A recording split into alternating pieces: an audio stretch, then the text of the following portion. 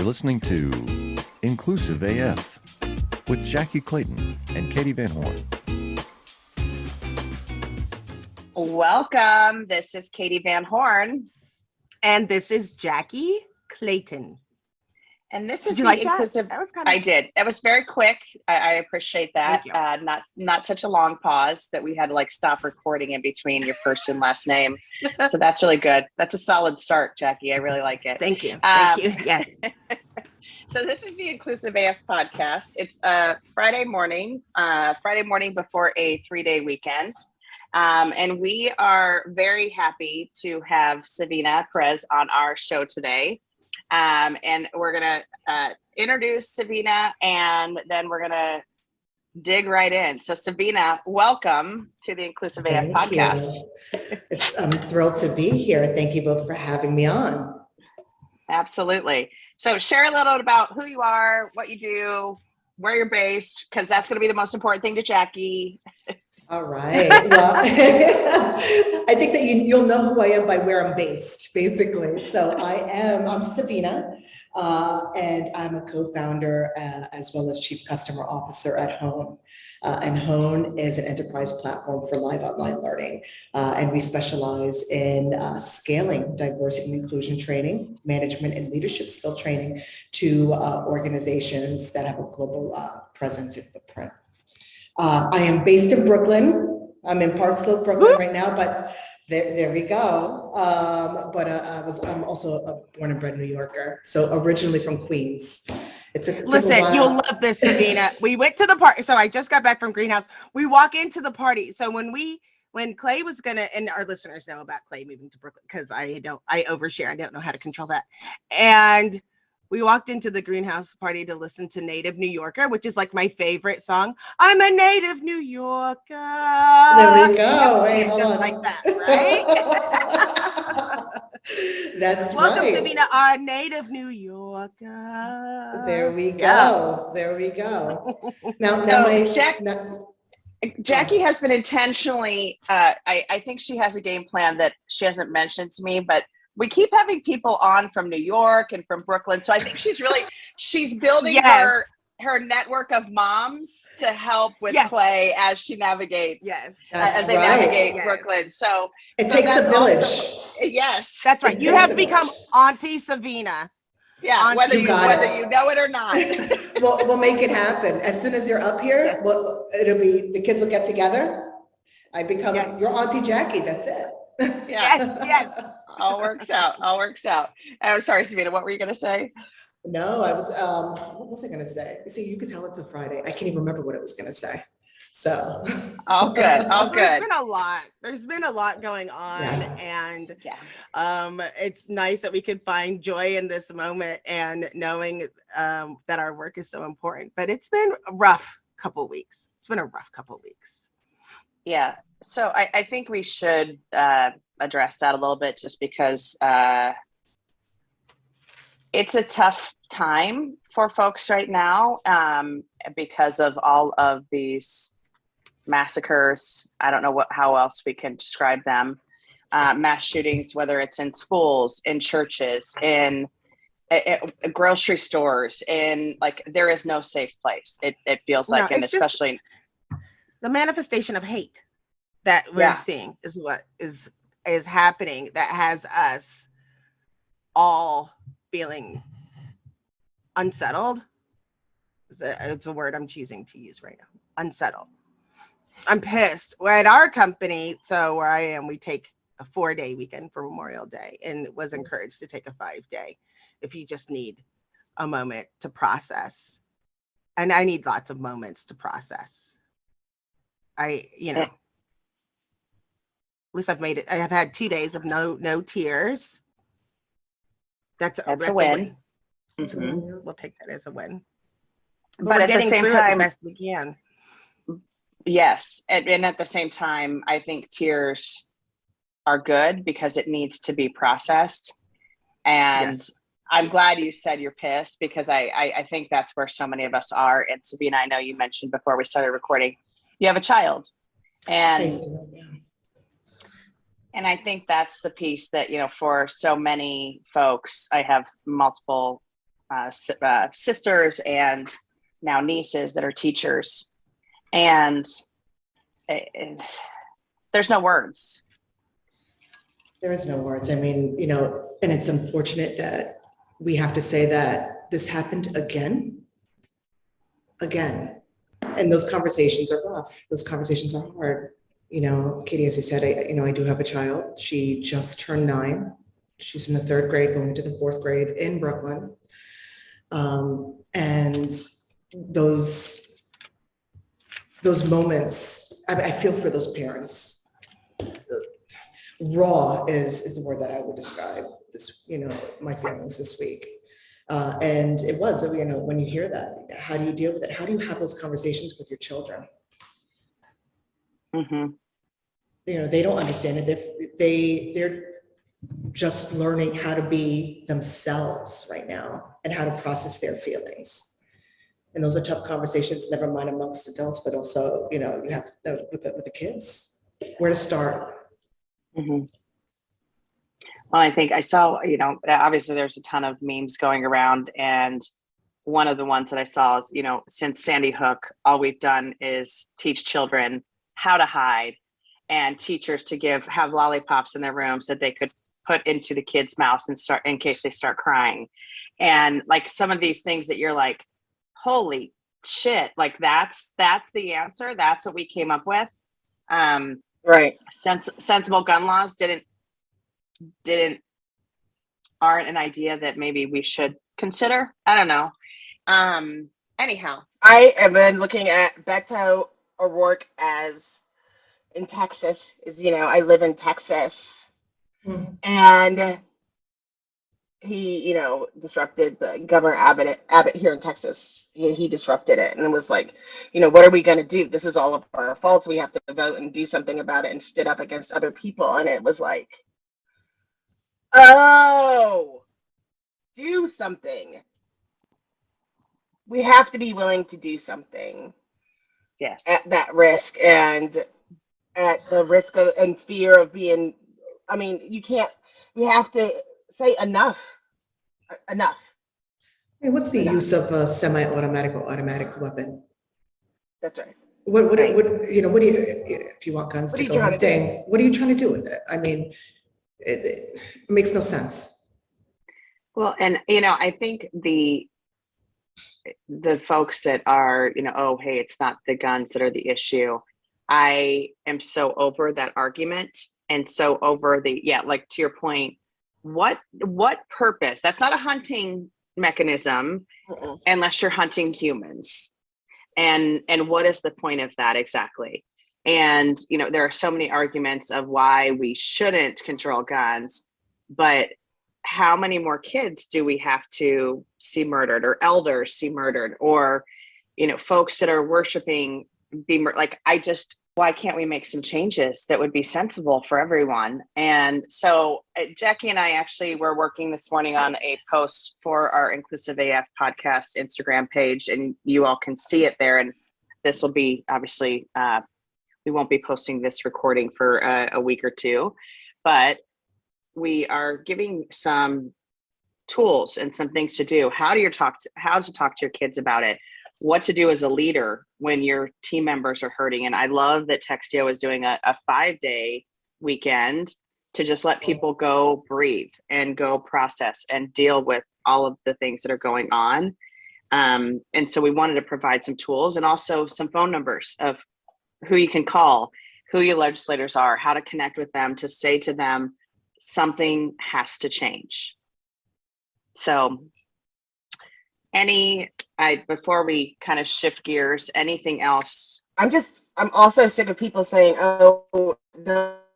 Oh, Jackie, I think we're losing your headphones. I think it's official. Anything else you would like to say that? Oh, Jack, we did not hear any of the things that you wanted to say. Your headphones cut out. Think she froze again? Yeah. Savina, anything else you would like to share? I think that not only do we have to think about our kids and those conversations, and obviously with our teams, but also with ourselves, because we're trying to all navigate this. And it's this is life. This is real. And it's hard. It's hard to wake up in the morning and say, okay, today's going to be a good day.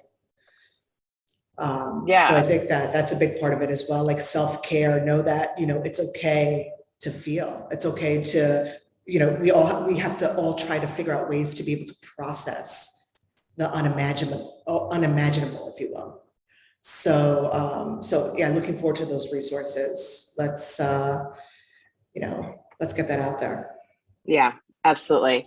And so thank you for, obviously I think we all are trying to process this. And I think even just these conversations that we're having that are small snippets, hopefully folks that are listening can take a moment and pause. And, there's so much coming at us as per usual, but having a moment to just think through and process some of the stuff, even if it's just by listening to a podcast or hearing one of us speaking, hopefully that's helping. I want to shift gears though and learn a little bit about Hone. Yeah, absolutely. Like let's shake out the earlier conversation. Yeah. Yes. Moving right along. Because I think this tool that you've built and your team have built is awesome. So would love to hear a little bit more about it. Yeah, that sounds great. So as I mentioned earlier, Hone is an enterprise platform for live online learning. And our mission is really to drive growth in human connection for all. And how we do that is by enabling organizations to provide scalable training specific to diversity and inclusion, to management, leadership skills, wellness to their employees at all levels within the organization. And for those that are located anywhere. Right. So, yeah, I mean, we've been doing this for about, I would say about four or 5 years now. And we've been lucky enough to train tens of thousands of folks across, globally on these specific skills. And all of our classes are delivered as as probably alluded to earlier, everything is delivered live online. And that's what really makes it scalable. And it's our classes are led by either an executive coach or an expert within the specific area or topic. And each of our classes is small, right? So it's about 15 participants, 10 to 15 participants. And we really encourage group discussion, reviewing case studies. We utilize breakout rooms, things of that nature, in order to make it really interactive. So this way, learners are able to practice what they're learning within the class, different frameworks, things of that nature. And hopefully they're able to take what they're learning and apply it, right? So it's not just 60 minutes of listening to somebody drag on about X, Y, and Z. It's interactive. They're getting, frameworks to be able to utilize and then apply in their day-to-day. So it's been an incredible journey. We are excited to continue on. And continue to kind of broaden the classes, the topics that we're offering. But yeah, that's Hone in a nutshell. I love the idea of you're doing this live, but kind of on demand as well. Or I assume, you have a schedule of classes. And so is it usually like one group of folks from like a team, or will you have folks from like multiple teams or multiple companies in a training together? We offer both. So for organizations, they might want to do intra-company, right? Because they want to, there's sensitivity around what they're working on, what the learners might share, et cetera. And we also offer inter-company classes. So that would be through our membership. So that's where you're able to take classes with people from different companies, from different countries, right? And just be able to learn how they're kind of navigating diversity and inclusion, so microaggressions or unconscious bias, and or, if around coaching skills and things of that nature. So, it's some organizations decide they want to do both. So they want to offer specific classes for just their employees, but they also want to offer this on-demand solution, for their learners, for their teams, so that this way those individuals can, choose classes when they're available based on topics that they're interested in, and again, take those classes with folks outside of their organizations. I'm so glad that you're doing that, because so often it's like we're trying to change the world inside, but there is a world outside of our organizations. And sometimes you need to have the ability to catch it, and not just when you're having a training, right? Like you might have a moment that you're like, let me look this up. And it's so great to have resources that they can do that on demand as well as live. I appreciate that. Yeah, exactly. I mean, there's some great resources out there that are asynchronous. We have the LinkedIn Learnings, et cetera. But the challenge is some of these tougher topics, these what we call like human skills, these people skills. Can you really learn what you need to by watching a video for 60 minutes or 90 minutes? You really want an opportunity to be able to have conversation, to be able to ask questions. And so that's what we provide. We offer live online classes, and that's what makes us different and special. I think it's great also. I think it's also, something, so, Jackie and I both facilitate different trainings for, different customers, for our internal folks, that type of thing. And I think it's also good to have external folks come in to facilitate some of these discussions, especially when they're topics that can be hard and can be things that are, like I always say to folks, you can't have a rookie facilitator facilitating some of these conversations. So having professional facilitators to come in and talk about some of these topics around diversity, equity, and inclusion, it's critical, because these are conversations that can go left real quickly if there isn't a facilitator that knows what they're doing, that knows how to handle some of the things, the challenges that might come up. And that's a hard thing to teach. And even when I have clients that are like, oh, can you do a train the trainer for our learning team? I'm like, well, that's going to take about 3 years, because you just don't know what might come up in some of these conversations. And so it's good to have like facilitators that know what they're doing. That's great. You need that, right? Because there are questions, there are going to be moments, especially, if you have a diversity of folks on the call. We've trained at organizations organizations have trained employees that were located in big cities, as well as in much smaller cities where there is a lack of diversity within that workforce. And trying to manage those conversations can be challenging. So you want an expert in there to be able to make sure that the conversation doesn't go sideways, to your point, right? And also we're able to continue the progression of that conversation, so we don't get stuck on something.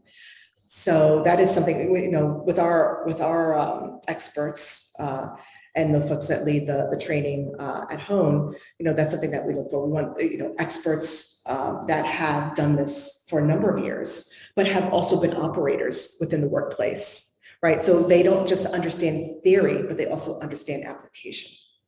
I love that. I've been saying a lot of, it's Mike Tyson's quote, like, everybody has a plan until you get punched in the mouth. And I can't tell you how many times I've gotten punched in the mouth by diversity, where I'm like, oh, hold on, I need to make a phone call. I mean, that's why we started this podcast in the first place, because it's like, I don't know what to do with this. And getting a cohort of professionals to say, how do we address this? There's a lot that, comes up over and over again. But then there's those moments where you're like, I don't know. I don't know. And we always have to be students of this. And I like having different parts, different types of trainers, because we are also human and have things that are going on a personal level. Somebody is a better expert on a particular topic or can speak more to that spot. I would like to know, like, what is the most common type of training that is asked for, out of curiosity? Is there one particular one or a few that you think gets asked for more than others? There is. So for us, we usually bucket several of our classes into what we call like learning tracks. So they become like programs that encompass 4 classes, as an example. That take, each class takes place, or each class is 60 to 90 minutes. And over the course of, let's say, 4 weeks, we're able to cover 4 different topics through those 4 classes. So 2 of our most popular kind of learning tracks or programs would be like a manager core 101. So organizations that are looking to level up new or entry level managers on coaching, on how to have an effective one-on-one, as an example, right? So not just these theories, but things that they can apply in their day-to-day, the basics. And then the second program that's really popular for us right now is our DEIB core program. And I mentioned a few of those classes as well: unconscious bias, microaggressions. And for organizations, we try to educate them that it shouldn't just be a checkbox. It's not a one and done. We can't just do a 60-minute training and cover all of these different, topics, these incredible topics. We have to go deep. We have to have conversation around it. We need to provide space. So a lot of organizations are looking to roll out, either the manager core or the diversity and inclusion training that we offer. And I want to qualify something that you just said, because I think, there is this is DEI, but what you just said about those manager core classes, I think are also so critical to inclusion. Teaching a leader how to have an effective one-on-one. And, that's one that I think is such a huge tool for leaders, that it's just assumed you know how to do it. And unless you talk them through, here's what you should do in the first 5 minutes or 10 minutes or whatever, and like literally talk them through that entire conversation. And it seems so basic, but it is such a critical piece, especially in times when we have so much upheaval outside of work and people are trying to process so much. When we start off this call, like being able to be a leader and say, how are you doing? And not just mean it as like a, hey, how you doing? But no, really, how are you doing? Like that is such a critical piece right there to help people understand that you're sitting across the table from a human. And being able to have those core conversations that, again, I think it's so many times it's assumed people know how to do it, and they don't, and that's okay. Right. That's why we need folks like yourself to help teach some of these things. How do you just navigate the bias that you have internally, and how does that play out on your team through the dynamics of team meetings or whatever it might be? Some of those things that we talk about it as core leadership skills, but it's also, I think, under that kind of inclusion umbrella, because it's just skills that every leader needs. It's the basics, right? How to give feedback, right? People assume or organizations assume that people just have this innate ability to be able to do it effectively. That's not the case. You need to be able to arm your people with just the fundamentals of how to do this and the right way, if you will. So the other thing I will say about kind of our management and leadership skills training is the fact that we weave diversity and inclusion throughout those courses as well. So it should not be separate. We do have something that's dedicated to obviously diversity and inclusion, but we weave those specifics, those skills into our classes that are specific to management and leadership skills as well. And so we think that's a need to have. That's not a nice to have. Absolutely. And I would even say, the feedback one, this is what I always have the conversation with leaders of.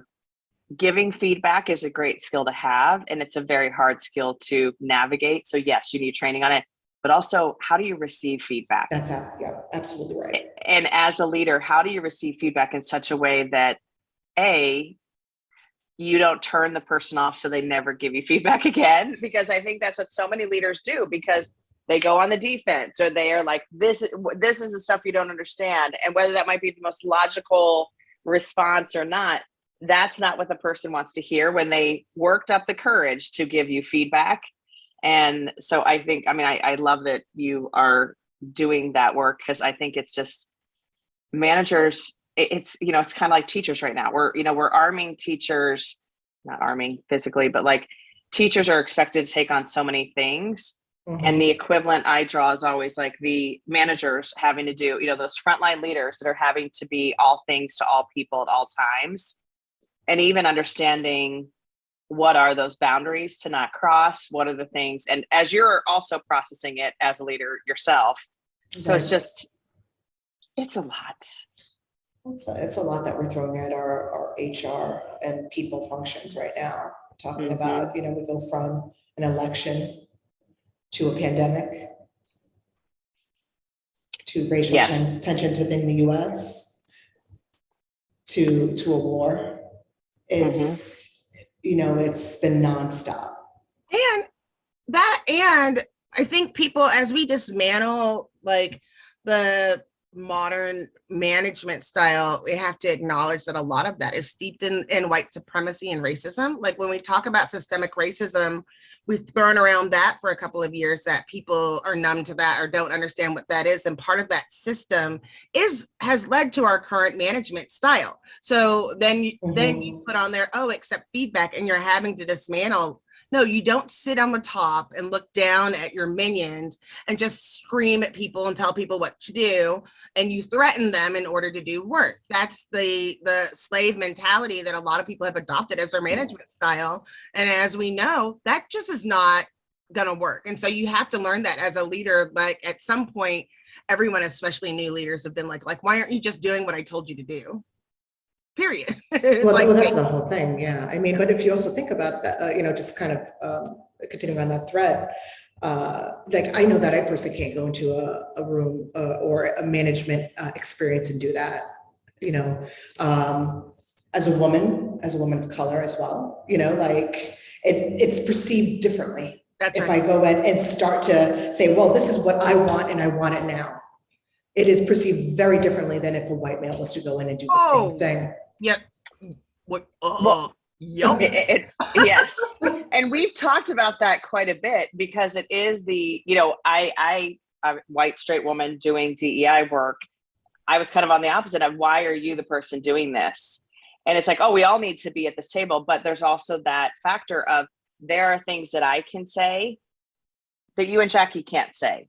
And there are things that you all can say that I can't say, or that a white man can say, and all of these different pieces that kind of come into this puzzle. But that's the one that I also, as we talk about, breaking down white supremacy, there's also the acknowledging as a leader that there are certain things that you two can't go into a room and say, and acknowledging that that is a bias that people have, and that has been ingrained in you since birth, basically, that women shouldn't speak a certain way, or women of color shouldn't speak a certain way, or if they do, this is what they are, or this is what they represent. And that monolith of the angry Black woman or whatever it might be then pops up. And it's like, no, they're just expressing their opinion like anyone should be able to. And it's not can't say. It's going to be received differently. And because you can say it, if you can say it, but you have to be ready for whatever the backlash. And, Absolutely. I wish someone would call me an angry Black woman, because I got something to say. I wish you would. I wish you would. Right now. I'm not going to do that right now. Maybe later, but not right now, Jackie. Yeah. Maybe later. You'd be surprised where you see it. I have a quick story about this. This is less in the workplace. This actually happened personally. I was in San Francisco with my incredible wife, and we were. She was going to get her hair done, and we walk into the hair salon, and at that point, we had our daughter, and she was yay big, right? We can't see where my hand is. So she's about 2 at the time.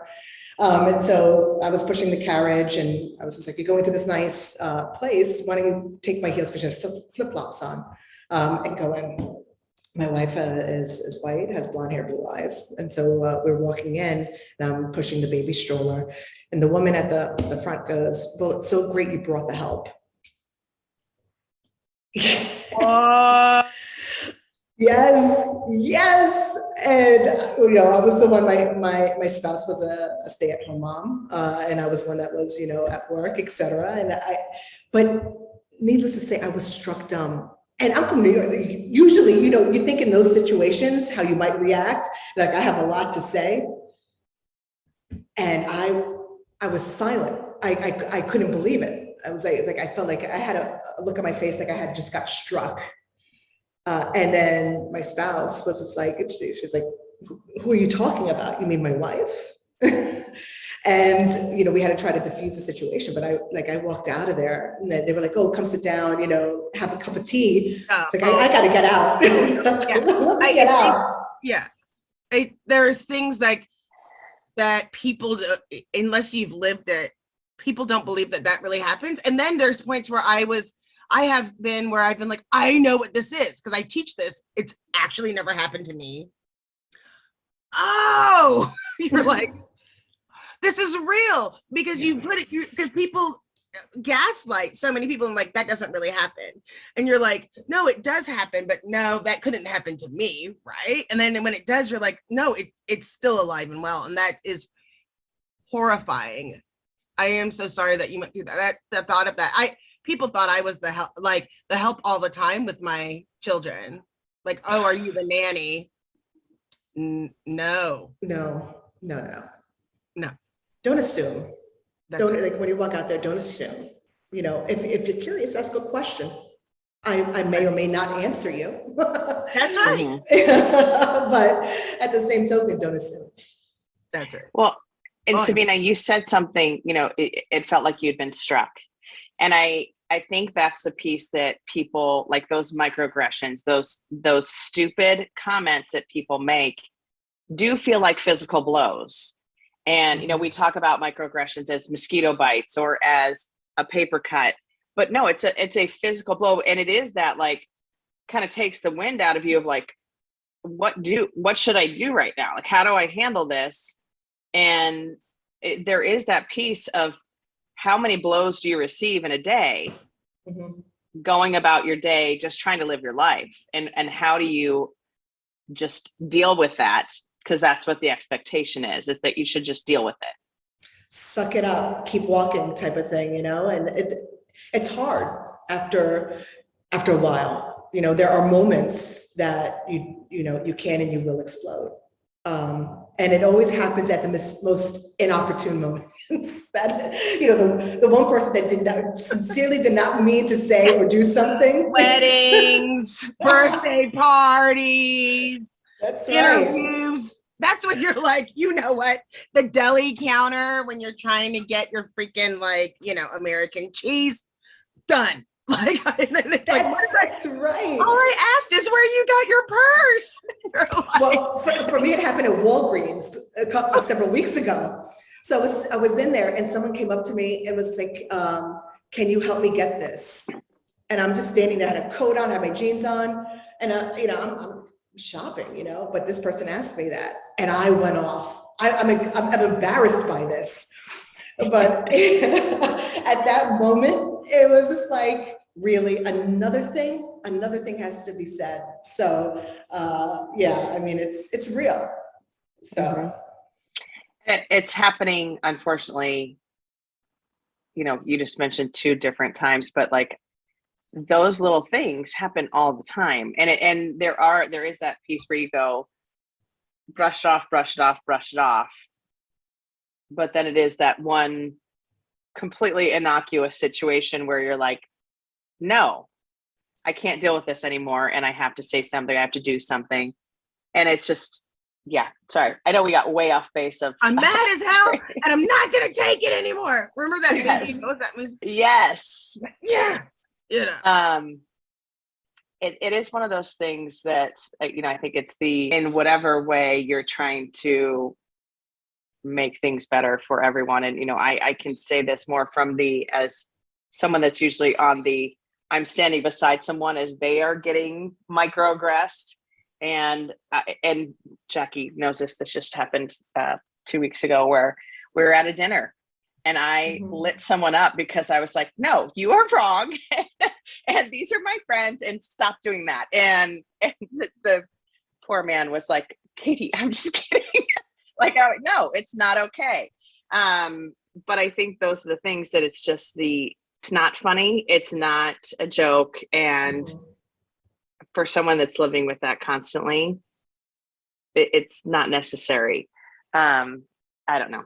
That's at these moments, like, that's why, like, I think what is that we don't often do in these moments where we have these national, like these national tragedies or these worldwide tragedies is understanding that there's another part of this where we have this collective mourning, we have this collective anger and frustration, but then there's a sub collective that have been dealing with the fear and hurt and pain from racism and from this hatred and microaggressions, where it's like of trying to figure out how do we just live this life? You're trying to live your life and protect yourself and your loved one and your families of feeling helpless. And it's in these moments sometimes that we see we see people like different people rally together because we are all in this and we do want to be in this safe world, and sometimes we're all tired. And then it's like understanding that together we can do so much more. But on a daily basis, you're just tired. We're just tired. You know, Black women, Hispanic women, members of the, LGBTQ, we're tired of doing this alone. And it takes true allyship when I'm not around, or when Savina is not in the room, of people to understand that this is who I am. I'm not going to do this to make a difference, so that we can gather collectively to be strong to do what's right. But I mean, we're all just tired. And so it's in those moments where it's like, you know what? Listen, I'm not getting that bottle of Ajax for you. And you know what else I'm not doing? Like, and let me tell you something. Jackie brought up Ajax. You want me to get what? No, I am not reaching that top shelf. I guess I'm hungry. I can't. And you're like, no, I'm doing nothing for you. and mind you, the sweet old person's like, I just can't reach that height. I just can't reach. No, but that's the thing, right? So it happens in these moments that somebody is legit, can't maybe reach something, and they're like, can you help me with this? And then you go on and you have a diatribe that lasts 5 minutes on how the world is not fair. And the person is looking at you like, I needed help. Okay, lady. Whatever. Oh goodness. Oh my goodness. Oh, you made me laugh on that one. But we're just all trying to navigate. And I think that's why these things are so important. Having training and access to education is so important. It's just part of the process. And then being able to take it of what to do when you, like, I think it's important not only to educate, but also to acknowledge that these things are really happening, because so many people are gaslit, especially in these small spaces, like you were talking about, small communities as well as large communities, where it's like, is this real? Like, I've had moments where people have come to me and they think, do you think they did that because you're a Black woman? And then I'm like, maybe. Like, I didn't, it takes it from your own self of being able to be validated that these things, what your feelings are validated. And it's something that I've had to learn into my management or getting feedback, where your feelings, whatever you're feeling, let's go through it like they're valid. I'm not going to stop you from, I don't know if it's going to change the outcome of what we have to do as an organization, but I do want to hear what you have to say to acknowledge that. And I think that's part of what we're dealing. I'm glad you brought up the feedback, because I think so often as we navigate through these spaces, people are afraid to give feedback until those moments, because it doesn't just happen unfortunately out in the mainstream. It also happens at work when you don't have a environment where you can share and also receive feedback, where you ask somebody to, like, make a Spotify playlist, and they're like, how could you ask me to do this? It's like, whoa, hey, just looking for a playlist, dude. Sorry. You really like music. I thought you'd be the one. I didn't know I was asking you something to do unpaid after I wasn't trying to do that, because we're afraid of communicating at the time of other things that are going on. So it just helps create safe spaces and better ways of communication. And I think a lot of trust has to do. Yes. That's the underpinning, for an organization to have a strong culture and there needs to be an underpinning of, or the underbelly needs to be trust. You build that through feedback, through openness, being able to communicate with your colleagues, with your managers, with your direct reports, and not have to worry about how somebody's going to respond to that. I will say, I know we started at the beginning or mid after we went through Native New Yorker, which I'll sing again at some point during this podcast.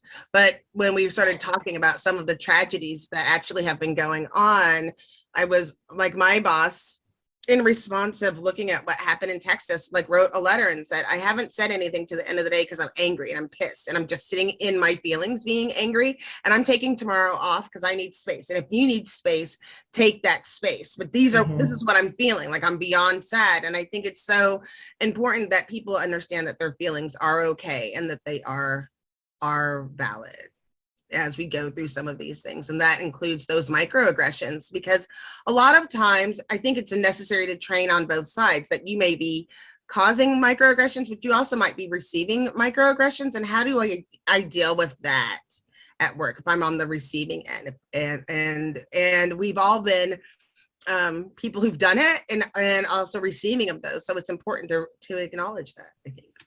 Yeah, and then also make sure that or try to instill a sense of empathy amongst the team members in the organization or throughout the organization. Because, it's not just what's happening in the workplace, it's everything that's happening outside that we're taking in with us. Everyone has some baggage.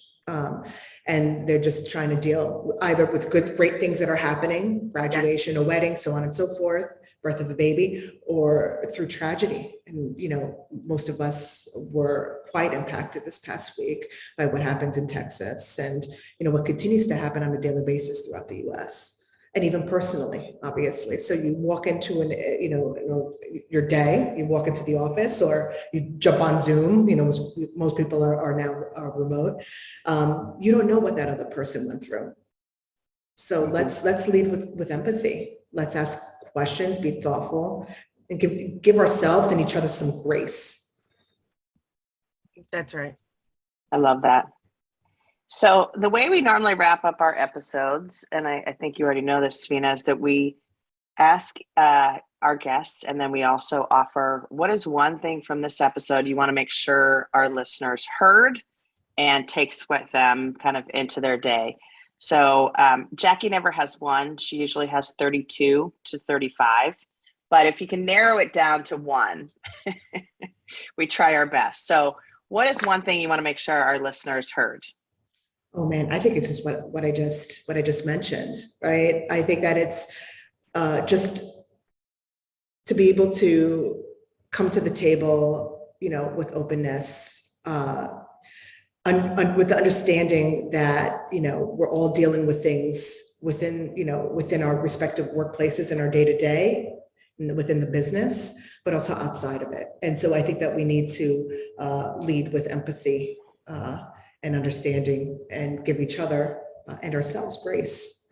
And I think that, that hopefully will help to simmer down all the feels that we go through. Or we might go through in that moment. I think that's a big one. Jackie, you ready? I think so. Okay, go. I want everyone to understand that we're all students learning through this process. It never ends. There isn't a checkbox. Continue your growth and learning at as many resources that are afforded to you, because, they always say like one solid good training can solve you from years of pain and frustration. So just learn and share those lessons with others. It's that two. I'm getting so good. If that was only two thoughts, I am getting. I think that was two. Yeah, Woo! But it was two woven together. So I think it was great. I think let's call it one. I'll give you that one. That's good. You know why it was so good? Because I'm a native New Yorker. Yeah, we gotta do a little dance to that. Yeah. Folks, she's not a native New Yorker, just to be very but clear. I sing it every time I'm in the city. She's a good singer of the song. Yes. Thank you. I want to play off of something that you said, Savina. that we don't know what people have going on outside of the four walls of work or a home office, whatever it might be. And we need to also celebrate those good things, the graduations that are happening right now, the birth of children, the whatever it might be that's going on that's positive, and celebrate those things. So, I hope that everyone has things that they're able to, and even if it's going out and taking a walk for 10 minutes, or, taking 5 minutes to read a book in the morning, or whatever that looks like for you. So it's kind of the self-care, but also like just what's fun stuff that you can implement in your day to take away from some of this anguish and trauma that is going on, that we are trying to process. And as you said, just stacking one on each other, it is not ending anytime soon. And so take some time to take a breath, take some time to do fun things and celebrate the stuff that is good. Savina, where can folks find you? Where can folks sign up to get onboarded with your trainings, all that good stuff? Absolutely. So our website is www.honehq.com. So that's hone with an N, like Nancy. So this way, just come to the site, learn a little more about what we offer. And you can also find me on LinkedIn and Twitter. So I believe on Twitter it's at Savina Perez, and on LinkedIn the same. So if there's any questions the audience might have, or you just want to be able to connect, feel free to reach out. Always love new friends. Absolutely. Well, thank you so much for joining us. This has been great. And thank you for kind of working through some of the things that are going on right now with us. That's why we have this podcast, is to help and support our communities and make sure that people have places that they can listen to, hopefully a friendly voice, or a scary singing voice if it's Jackie. Oh, wait, I'm sorry. Lovely singing voice. Yeah, thank you. I beg your pardon. I have to ask, Jackie, where do you get your glasses? They're right? on point. Everyone loves them. Look, lots of them, lots of glasses. I get them on Zeelool. So it's like a Zeelool. I don't know, but that's where I get them. And you just made up letters. Say those letters again slowly. Z, like the last letter of the alphabet. Zebra. Zeelool. Zeelool. Yeah. Okay. I didn't listen. That's where I get Secrets them. out. Secrets out now, There Jackie. we go. Secrets No out. one listen. They can be out. Not many people can pull this off. Let's just be No. What I love and what I do love, Savina, is when we're someplace and someone's like, oh, you should wear those all week, or like, oh, those are great glasses, as if they're fake. And I'm like, no, she's blind without. Yeah, I'm walking into walls without them. I'm not trying to look cute right now. I'm trying to make sure I don't put earwax remover in my eye. But okay. Well, now we have to get together when you're in New York, because I'm going to need your help in picking out a set of glasses. Yes, Yeah, well, that will be quite often. Oh, there we go. Awesome. Love it. And I'm not kidding. She's literally building her network up there to take care of the children. So everything's going to be good. So she will be reaching out. Let me be clear. It takes a village. Let's make it happen. That's right. Absolutely. Absolutely. So, all right. Thank you so much for joining us. This is the Inclusive AF podcast. My name is Katie Van Horn. And I'm Jackie Clayton. Bye. Bye.